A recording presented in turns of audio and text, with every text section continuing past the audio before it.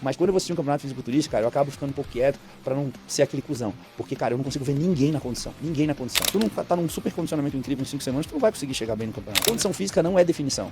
Condição física. Se fosse condicionamento... Ah, condição física é definição, então é a mesma palavra, não é, pô.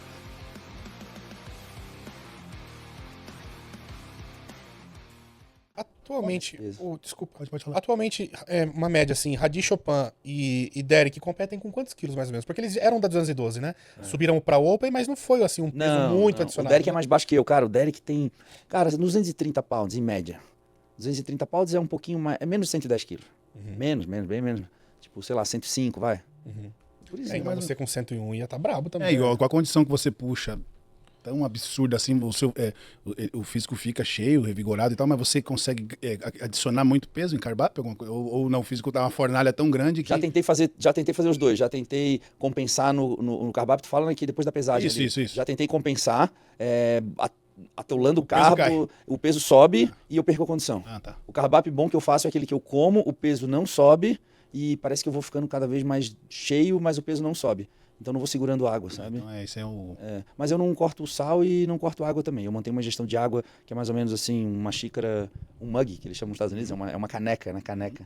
O Cris Aceto falava, um mug de água assim, uma caneca de água e um punhado de sal por refeição e uma caneca d'água. Tomar aquilo, não cortava totalmente, sabe? Eu percebi que já vi você falar algumas vezes que o lance é fazer a dieta por mais tempo, né? Não é uma dieta que é aquele negócio absurdo, mas é fazer ela por muito tempo, né? Então você ficar ali muito tempo, uma hora a condição você vai ficar muito tempo com uma restrição calórica, mas uma hora a condição acaba entrando, né? É meio ridículo falar, mas o que é a fase pré-competição, cara? A fase pré-competição é a fase que vem posteriormente ao off-season, que o foco dela, a prioridade dela é perder o máximo de gordura e preservar a massa muscular.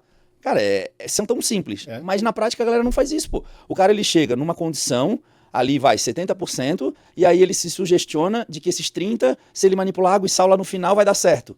É o que a maioria faz. É o que a maioria faz. Eu tenho agora É só fazer dieta. 6 semanas pra apertar o gato. Aí começa a fazer um monte de manobra. Aí zera o... Mas ele jogou fora outras 6 semanas que podiam já ter sido aproveitadas. Cara, nem todo atleta consegue resistir a esse processo, tá? Eu lembro que quando eu fui ajudar o Boff para aquele Arnold, que ele foi em segundo pro Rafa, foi um ano que a gente conseguiu segurar a onda. Ele quase levou ainda, né? Ele estava pronto sem cardápio, cara. O atleta, ele tem que estar pronto sem cardápio. Ele tem que estar pronto, fibrado, glúteo fibrado, peito... ele não tá cheio, mas ele tá fibrado. Ele tem que estar seco. Aí sim, aí tu pode usar a manobra que for, ou melhor, não precisa usar tanta manobra assim, porque a chance de errar vai ser menor. Agora, aquele cara que ele não consegue perder toda a gordura que ele tem e chega no final e depende de outras estratégias, primeiro que a chance de errar é muito grande. E não vai ficar com a mesma textura, cara.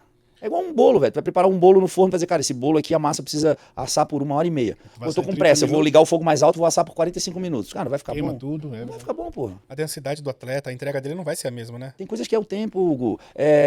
E a variável tempo ela é negociável, não tem suplemento, não tem droga que... Acelere, né? Não tem, cara. Não Assim, tá, beleza, que comparado a um natural, os hormônios vão sim. acelerar o processo de... Mas não tem algo que faça, que substitua o tempo. A mesma coisa eu falo do sono e outras coisas que são muito negligenciadas pelos fisiculturistas. Mas quando eu vou assistir um campeonato fisiculturista, cara, eu acabo ficando um pouco quieto pra não ser aquele cuzão. Porque, cara, eu não consigo ver ninguém na condição. Ninguém na condição.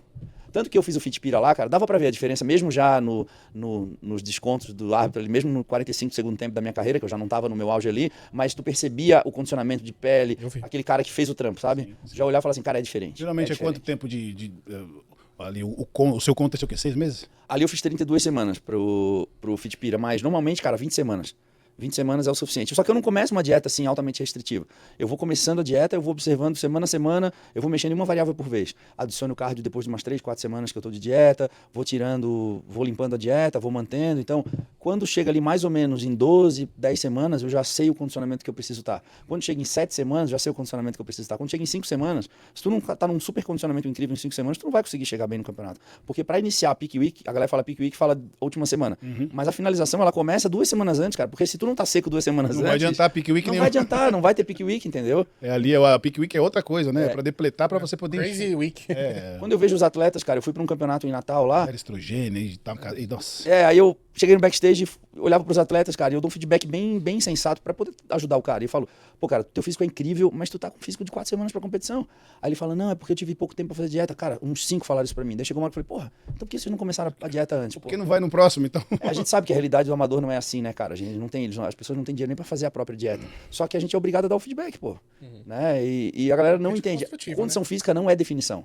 Condição física. Se fosse condicionamento, condição física é definição, então é a mesma palavra, não é, pô. Definição é uma coisa, condicionamento é outra. O condicionamento, cara, é a combinação do quão cheio o teu músculo tá empurrando a pele e o quão seco tu tá em relação à ausência de gordura embaixo da pele. Tá baixo, né? Tu pode estar com pouca gordura e flat, né? E tá definido. Então, a condição física é justamente o nome fala, condição. A condição significa que tu não é, que tu está. Conjunto. Né? Sim. Tu não é daquele jeito, tu está assim. E quando é uma condição, automaticamente a gente entende que ela pode ser mudada através de uma manobra. Agora, quando tu não está, quando tu é, né, o cara tá com gordura no corpo, não tem o que fazer, Não pô. tem o que fazer. Não vai sair água O nem processo de tirando, perda de gordura, ele demanda de um tempo, cara. Se o cara não tá na condição há 4 semanas da competição, não adianta, cara. O que ele vai fazer até o final? Edu, e você falou que um exemplo que você deu aí é quando eu começava a fazer umas 4 semanas de dieta, você sentindo o corpo responder, você começava a adicionar o cardio. Mas durante o período de off-season você tinha cardios esporádicos ou nem fazia? Como que você administrava? Cris nunca passou cardio em off-season, velho. É? Nunca passou. Os atletas que eu ajudo, eu oriento a fazer cardio em off-season, cara. Porque eu faço hoje, mesmo parado, eu faço cardio 5 vezes por semana, porque eu acho que ajuda muito na resistência periférica à insulina, ajuda em outras questões, ajuda numa questão ocupacional, terapêutica. Tem atletas que pedem pra mim, cara, eu posso fazer um cardio de manhã? Então, só que hoje em dia a realidade é diferente também, né? As pessoas têm mais estrutura, Muito têm recurso, patrocínio, né? Antigamente, cara, eu tinha que estudar, trabalhar, fazer estágio, mas eu não fazia cardio off-season, nunca fiz. Mas o treino já fazia também um pouco. Gostava de treinar com volume alto, gostava de gastar toda a energia no treino e não fazia cardio, cara. E ficava até um pouco fora de forma no off, cara. Se tu pegar os meus offs assim, eu ficava um pouquinho fora de forma.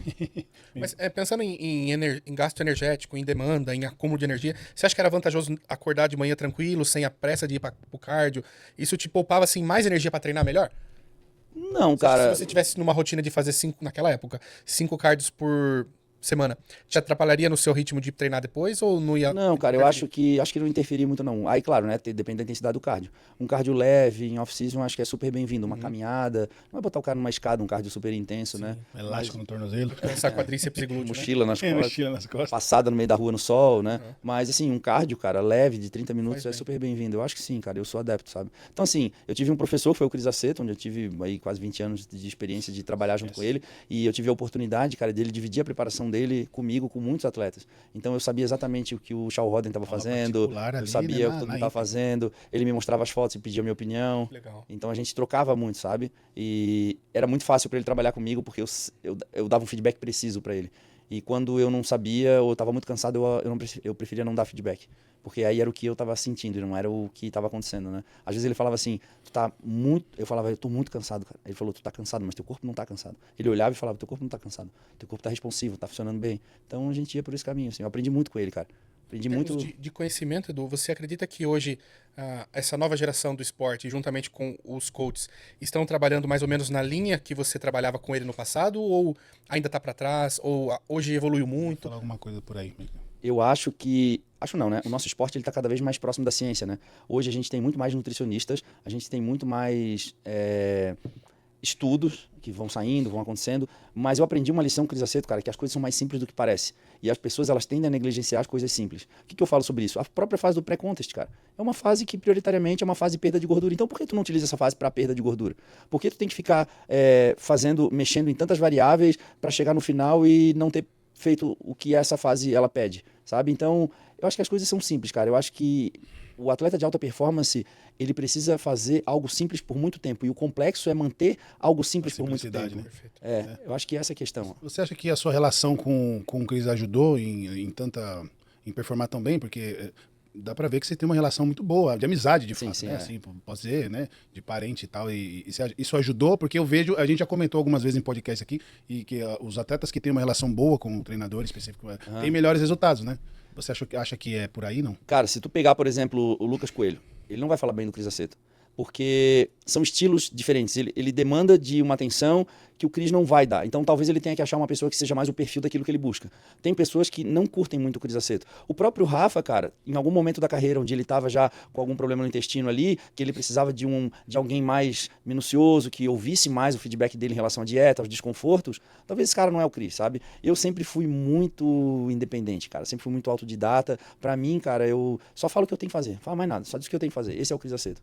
Então, se tu trabalha dessa forma, vai encaixar. Claro que depois a gente teve amizade e tudo mais, mas ele é um cara muito excêntrico, é um cara que ele é diferente, assim, ele tem um comportamento diferente, ele é tímido, ele fala pouco, ele gosta de pessoas que falam pouco, ele não gosta de demonstrar conhecimento, então uma palestra dele, não vai achando que vai chegar ali, ele vai te mostrar várias fórmulas mágicas, ele é um pouco decepcionante nesse sentido, onde as pessoas esperam muito, porque o que ele tem de mais valioso é justamente a percepção, aquilo que eu falo, ele sabe agir no momento, ele sabe pegar a caixa de ferramenta dele e dizer, beleza, agora é essa chavezinha.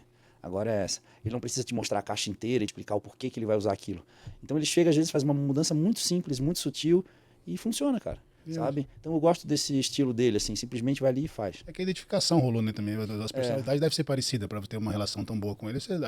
De algum ponto, a personalidade de vocês deve ser um pouco parecida. Eu gostava muito dele, gostava muito do Patrick, mas o Patrick já é um cara, o Patrick Tour, ele já é um cara que ele é mais parecido com o brasileiro, assim. Ele gosta de interferir mais na vida do atleta. É assim como o Neil. O Neil gosta de saber como tá teu sono, como tá tua família, como que tá teu humor, ele quer adentrar ali, ele quer te ajudar, só que pra mim não serve, cara. Eu gosto do Cris, sabe? Eu mando foto, peso, ele diz o que eu tenho que fazer, ok, vida que segue. Programação, né? Like a machine. Eu gosto disso, cara, sempre funciona É o bem. match que deu, né? Deu certinho, né?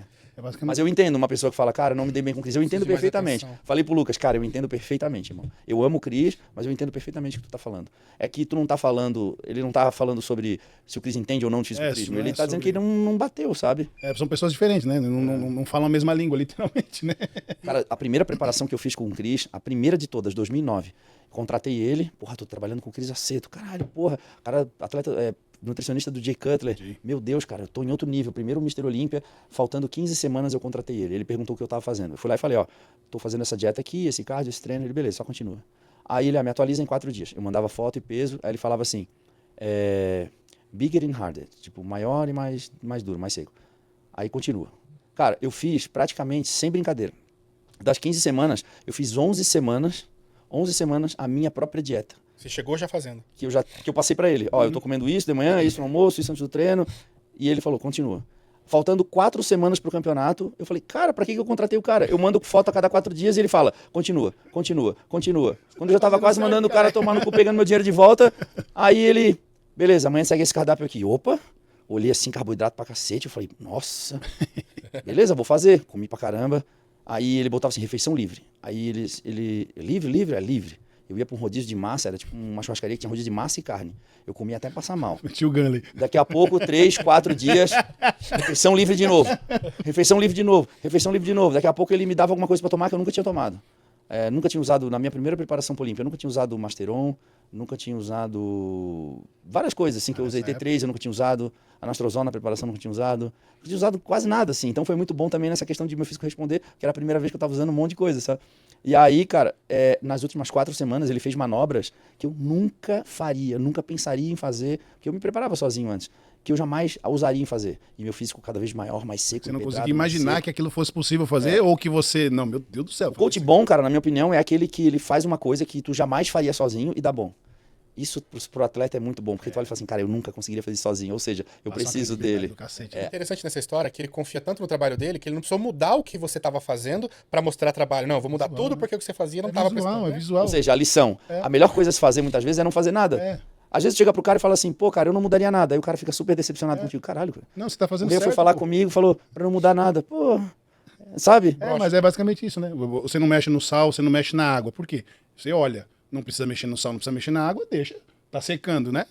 Pra que eu vou mexer com isso, sendo que o físico tá respondendo, tá secando e tá ficando melhor. É muito difícil pra um atleta, cara, entender isso.